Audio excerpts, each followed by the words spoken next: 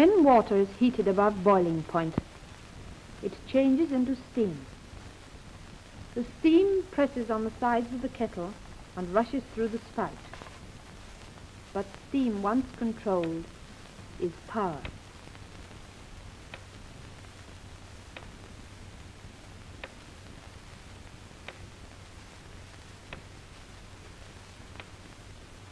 In the 18th century, steam power was used to run pumps in mills and collieries.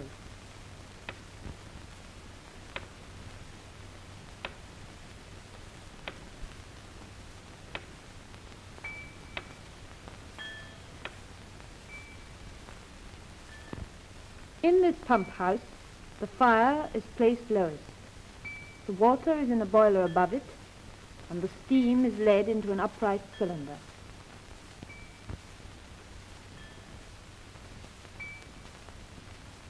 There the steam pressure forces the piston into movement.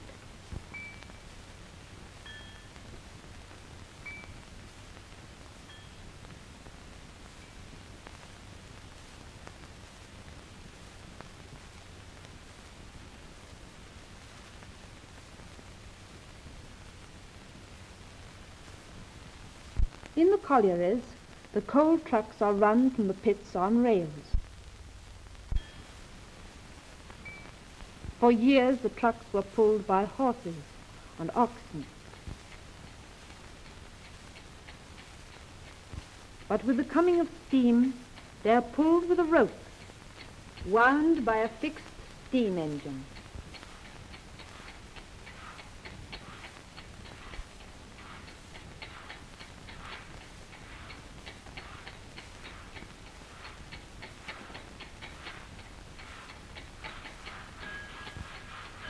And it is in the collieries that the first locomotives are made. The steam engine has been placed on a truck. The cylinders are still upright, and the action of the pumping engine now drives the wheels.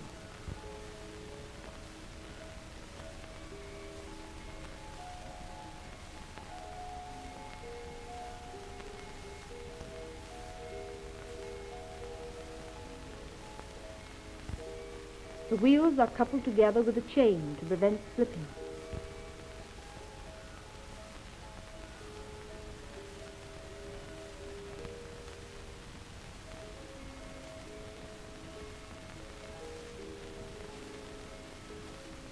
The colliery trucks are given seats and doors and used to carry passengers.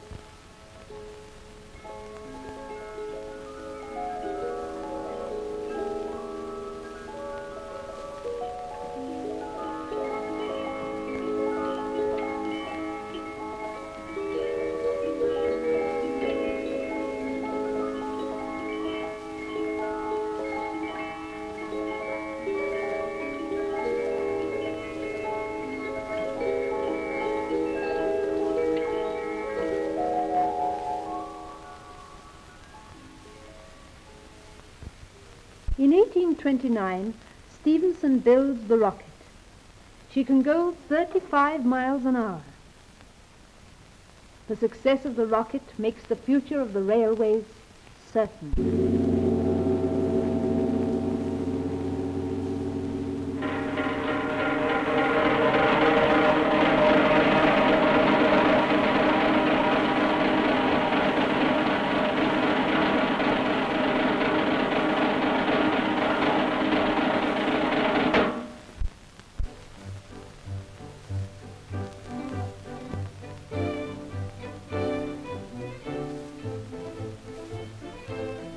In the 1830s, the Royal Mail is transferred from the roads to the railways.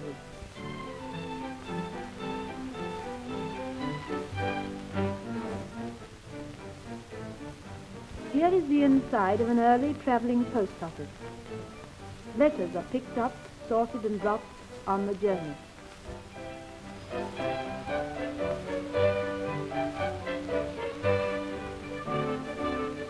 The railways began in the north.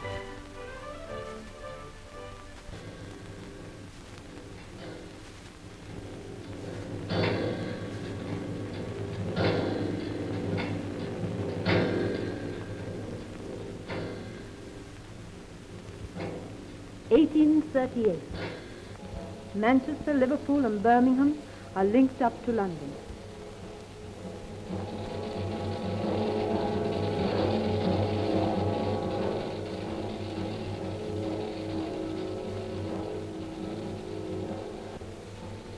From London, the line spread all over England.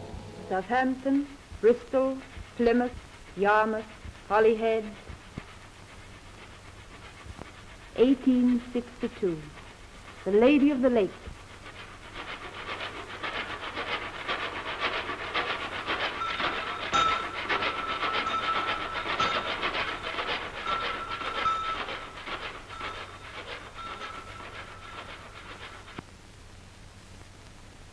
Paddington, today.